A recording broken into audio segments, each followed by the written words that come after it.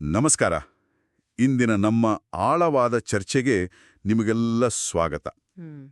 ಇವತ್ತು ನಾವು ಮಹಿಷಿಯ ಉದಯ, ಅಸುರ ಶಕ್ತಿಗಳ ಏರಿಕೆ ಅನ್ನೋ ಒಂದು ಬರಹದ ಭಾಗವನ್ನು ನೋಡ್ತಾ ಇದ್ದೀವಿ. ಇದು ಬರೀ ಒಬ್ಬ ಅಸುರ ಶಕ್ತಿಯ ಕಥೆಯಲ್ಲ ಅಲ್ವಾ? ಖಂಡಿತ ಅಲ್ಲ. ಇದು ಧರ್ಮ ಮತ್ತು ಸಮತೋಲನವನ್ನೇ ಒಂಥರ ಶೇಕ್ ಮಾಡಿದ ಘಟನೆ. ಹೌದು. ನಾವು ಇವತ್ತು ಮುಖ್ಯವಾಗಿ ಮಹಿಷಿ ಬಗ್ಗೆ ಮಾತಾಡ್ತಿದ್ದೀವಿ. ಅವಳ ಉದಯ, ಆಮೇಲೆ ಅವಳ ಅದ್ಭುತ ಶಕ್ತಿಗೆ ಕಾರಣವಾದ ವರ ಇದೆಯಲ್ಲ, ಅದರ ಹಿಂದಿನ ಚಾಣಾಕ್ಷತನ, ಮತ್ತೆ ಅದು ದೇವತೆಗಳಿಗೆ ಎಷ್ಟು ದೊಡ್ಡ ಸವಾಲಾಯ್ತು ಅನ್ನೋದನ್ನ ನೋಡ್ತೀವಿ. ಇದು ಬರೀ ಶಕ್ತಿ ಪ್ರದರ್ಶನ ಅಷ್ಟೇ ಅಲ್ಲ, ಬುದ್ಧಿವಂತಿಕೆ, ಕುತಂತ್ರ ಎಲ್ಲಾ ಇದೆ ಇದರಲ್ಲಿ. ನಿಜ ನಿಜ. ಹಾಗಾದ್ರೆ ಸ್ವಲ್ಪ ಇದನ್ನ ಬಿಡಿಸಿ ನೋಡೋಣವಾ? ಮೊದಲಿಗೆ, ಯಾರು ಈ ಮಹಿಷಿ? ಅವಳು ಹಿನ್ನೆಲೆ ಏನು? ಯಾಕೆ ಅವಳು ಇಷ್ಟೊಂದು ಪವರ್ಫುಲ್ ಆದ್ಲು?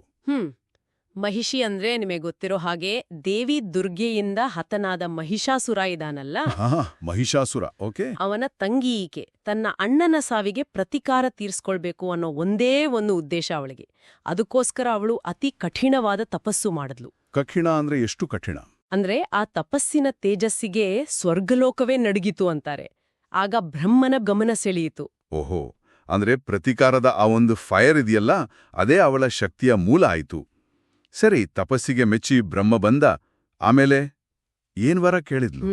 ಹೌದು, ಬ್ರಹ್ಮ ಪ್ರತ್ಯಕ್ಷನಾಗಿ ವರ ಕೇಳು ಅಂದಾಗ ಮಹಿಷಿ ಕೇಳಿದ್ದು, ನಂಗೆ ಯಾವುದೇ ಸ್ತ್ರೀಯಿಂದ ಹುಟ್ಟಿದ ಗಂಡಸಿನಿಂದ ಸಾವು ಬರಬಾರ್ದು ಅಂತ. ಇದು ಮೊದಲಿಗೆ ಕೇಳಕ್ಕೆ ಸಿಂಪಲ್ ಅನ್ಸುತ್ತೆ, ಆದ್ರೆ ನೀವ್ ಹೇಳಿದಾಗೆ ವರಗಳಲ್ಲಿ ಸೂಕ್ಷ್ಮತೆಗಳೇ ಇಂಪಾರ್ಟೆಂಟ್ ಅಲ್ವಾ? ಖಂಡಿತ. ಯಾಕೆಂದ್ರೆ ಸ್ತ್ರೀಯಿಂದ ಜನಿಸಿದ ಪುರುಷ ಅಂದ್ರೆ ಆಲ್ಮೋಸ್ಟ್ ಎಲ್ರೂ ಕವರ್ ಆದ್ರು. ಆದ್ರೆ ಅವಳು ಅಲ್ಲಿಗೆ ನಿಲ್ಸಲಿಲ್ಲ ಅಲ್ವಾ? ಏನೋ ಒಂದು ಟ್ವಿಸ್ಟ್ ಇತ್ತಲ್ಲ. ಹೌದು, ಅಲ್ಲೇ ಇರೋದು ಅವಳ ಬುದ್ಧಿವಂತಿಕೆ. ಅವಳಿಗೆ ಗೊತ್ತಿತ್ತು ದೇವತೆಗಳು ಹೇಗಾದ್ರೂ ಒಂದು ದಾರಿ ಕಂಡುಹಿಡಿತಾರೆ ಅಂತ. ಸೊ ಆ ವರಕ್ಕೆ ಇನ್ನೊಂದು ಕಂಡೀಷನ್ ಸೇರ್ಸಿದ್ಲು, ತುಂಬಾನೇ ಕುತಂತ್ರದಿಂದ. ಅವಳು ಕೇಳಿದ್ದು ಕೇವಲ ಶಿವ ಮತ್ತು ವಿಷ್ಣು, ಈ ಇಬ್ರು ದೇವರುಗಳ ಸಂಯೋಗದಿಂದ ಹುಟ್ಟುವ ಮಗುವಿನಿಂದ ಮಾತ್ರ ನನಗೆ ಸಾವು ಬರಬೇಕು ಅಂತ. ಏನೋ ಶಿವ ಮತ್ತೆ ವಿಷ್ಣು ಅವರಿಬ್ರೂ ಪುರುಷ ದೇವತೆಗಳಲ್ವಾ? ಅಂಥ ಸಂಯೋಗ ಅದ್ ಹೇಗಾಗುತ್ತೆ? ಇದು ಅಸಾಧ್ಯವಾದ ಮಾತು. ಅದೇ ಮಹಿಷಿಯ ಪ್ಲಾನ್. ಇಂಥ ಒಂದು ಅಸಾಧ್ಯವಾದ ಕಂಡೀಷನ್ ಹಾಕಿದ್ರೆ ತನಗೆ ಸಾವೇ ಇಲ್ಲ, ತಾನು ಅಮರಳಾದೆ ಅಂತ ಅವಳು ಕಂದುಕೊಂಡ್ಳು. ಇದು ದೇವತೆಗಳನ್ನ ಒಂಥರ ಶಾಕ್ ಮಾಡಿರ್ಬೇಕಲ್ವೇ? ಖಂಡಿತ ಶಾಕ್ ಆಗಿರುತ್ತೆ. ಅವ್ರಲ್ಲಿ ಇದೇನ್ ಕೇಳ್ತಾ ಇದ್ದಾಳಿವ್ಳು ಅಂತ ಅನ್ಸಿರ್ಬೇಕು. ತಲೆ ಕೆಡಿಸ್ಕೊಂಡ್ಬಿಟ್ಬಿಡ್ಬೇಕು ಅವರು. ನಿಶ್ಚಿತವಾಗಿಯೂ.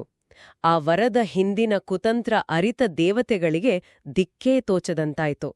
ಆಕ್ಚುಲಿ ಆ ವಲದ ಲೋಪದೋಷವನ್ನು ಅವಳೇ ಕ್ರಿಯೇಟ್ ಮಾಡಿ ಅದನ್ನೇ ತನ್ನ ರಕ್ಷಣೆಗೆ ಬಳಸ್ಕೊಂಡ್ಲು. ವಾಹ್, ಚಾಣಾಕ್ಷತನ ಅಂದ್ರೆ ಇದೇ ಇರಬೇಕು. ಸರಿ, ಈ ಅಸಾಮಾನ್ಯ ವರ ಸಿಕ್ಕ ಮೇಲೆ ಅವಳ ಆಟ ಶುರುವಾಗಿರ್ಬೇಕಲ್ಲ. ಲೋಕದಲ್ಲಿ ಅವಳ ಪ್ರಭಾವ ಹೇಗಿತ್ತು? ಅಯ್ಯೋ, ಅದು ಭಯಂಕರವಾಗಿತ್ತು. ಆ ವರದ ಅಹಂಕಾರ ತಲೆಗೇರಿ 3 ಲೋಕದಲ್ಲೂ ಹಾಹಾಕಾರ ಸೃಷ್ಟಿಸಿದ್ಲು. ದೇವತೆಗಳನ್ನ ಯುದ್ಧದಲ್ಲಿ ಸೋಲಿಸಿ ಸ್ವರ್ಗದಿಂದ ಓಡಿಸಿದ್ಲು. ಋಷಿಗಳ ಯಜ್ಞ ಯಾಗಗಳನ್ನೆಲ್ಲ ಹಾಳ್ಮಾಡಿದ್ಲು. ಪವಿತ್ರ ಜಾಗಗಳನ್ನೆಲ್ಲ ಅಪವಿತ್ರಗೊಳಿಸಿದ್ಲು. ಕೊನೆಗೆ ಸ್ವರ್ಗದ ರಾಜ ಇಂದ್ರ ಇದಾನಲ್ಲ, ಹೌದು, ಅವಳನ್ನೇ ಪದಚ್ಯುತಗೊಳಿಸಿ ಸ್ವರ್ಗದ ಸಿಂಹಾಸನವನ್ನೇ ತಾನೇರಿಬಿಟ್ಲು. ಎಲ್ಲಾ ಕಡೆ ಅಧರ್ಮ ತಾಂಡವವಾಡೋಕೆ ಶುರುವಾಯ್ತು. ಕೇಳೋದಕ್ಕೆ ಒಂಥರ ಆಗ್ತಿದೆ. ಪಾಪ, ದೇವತೆಗಳ ಗತಿ ಏನಾಯ್ತು? ಸ್ವರ್ಗವನ್ನೇ ಕಳ್ಕೊಂಡ ಮೇಲೆ ಎಲ್ಲಿಗೋದ್ರು? ಅವರು ಕಂಪ್ಲೀಟಾಗಿ ಅಸಹಾಯಕರಾದ್ರು, ನಿರಾಶರಾದ್ರು. ಏನ್ ಮಾಡೋದು ಅಂತ ಗೊತ್ತಾಗ್ದೆ ಎಲ್ಲರೂ ಸೇರಿ ಕೈಲಾಸ ಪರ್ವತಕ್ಕೋದ್ರು, ಮಹಾದೇವನತ್ರ. ಶಿವನ ಹತ್ರ? ಹೌದು. ಈ ಸಂಕಷ್ಟದಿಂದ ಪಾರು ಮಾಡಿ ಅಂತ ಎಲ್ಲರೂ ಮೊರೆ ಇಟ್ರು. ಮಹಿಷಿಯ ಆ ಕ್ರೌರ್ಯದಿಂದ ಸೃಷ್ಟಿಯನ್ನ ರಕ್ಷಿಸ್ಬೇಕಾದ್ರೆ ಏನಾದ್ರೂ ಪವಾಡ ನಡಿಬೇಕಿತ್ತು.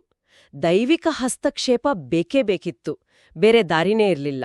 ಹಾಗಾದ್ರೆ ಮಹಿಷಿಯ ಉದಯ, ಅವಳ ಚಾಣಾಕ್ಷಿಯ ವರ, ಆಮೇಲೆ ಅವಳ ಆಳ್ವಿಕೆ, ಇದೆಲ್ಲ ಸೇರಿ ದೇವತೆಗಳನ್ನೇ ಒಂಥರ ಮೂಲೆಯಲ್ಲಿ ನಿಲ್ಲಿಸ್ಬಿಟ್ಟು ಸೃಷ್ಟಿಯ ಬ್ಯಾಲೆನ್ಸ್ ಪೂರ್ತಿ ಹೋದಾಗಾಯ್ತು. ಹೌದು. ಅವಳನ್ನು ಸೋಲಿಸೋಕೆ ಇದ್ದ ಒಂದೇ ದಾರಿ ಅಂದ್ರೆ ಆ ಅಸಾಧ್ಯವಾದ ಕಂಡೀಷನ್, ಶಿವ ಮತ್ತು ವಿಷ್ಣುವಿನ ಸಂಯೋಗದಿಂದ ಮಗುವಿನ ಜನನ. ನಿಖರವಾಗಿ. ಈಗ ಇದನ್ನ ಒಂದು ದೊಡ್ಡ ಚಿತ್ರಣದಲ್ಲಿಟ್ಟು ನೋಡಿದ್ರೆ ಇದು ಒಂದು ಮೂಲಭೂತ ಪ್ರಶ್ನೆಯನ್ನ ಕೇಳುತ್ತಲ್ವಾ? ಏನು ಅಂತ? ಅಂದ್ರೆ ಸೃಷ್ಟಿಯ ನಿಯಮಗಳಿಗೆ ವಿರುದ್ಧವಾಗಿ ಇಬ್ಬರು ಗಂಡು ದೇವರುಗಳಿಂದ ಒಂದು ಮಗುವಿನ ಸೃಷ್ಟಿ ಹೇಗೆ ಸಾಧ್ಯ? ಇದು ಹೇಗೆ ಆಗುತ್ತೆ? ಈ ಅಸಾಧ್ಯವಾದ ವರವೇ ಮುಂದೆ ಯಾವ ದೈವಿಕ ಲೀಲೆಗೆ ದಾರಿ ಮಾಡಿಕೊಡುತ್ತೆ, ಯಾವ ಅವತಾರಕ್ಕೆ ಕಾರಣ ಆಗತ್ತೆ? ನಿಜ, ಇದು ಬಹಳ ಇಂಟ್ರೆಸ್ಟಿಂಗ್ ಆದ ಪಾಯಿಂಟ್. ಈ ಪ್ರಶ್ನೆಯನ್ನ ಹಾಗೆ ಉಳಿಸೋಣ ಅಲ್ವಾ? ಬಹುಶಃ ಮುಂದಿನ ಚರ್ಚೆಗಳಲ್ಲಿ ಇದಕ್ಕೆ ಉತ್ತರ ಸಿಗ್ಬೋದು.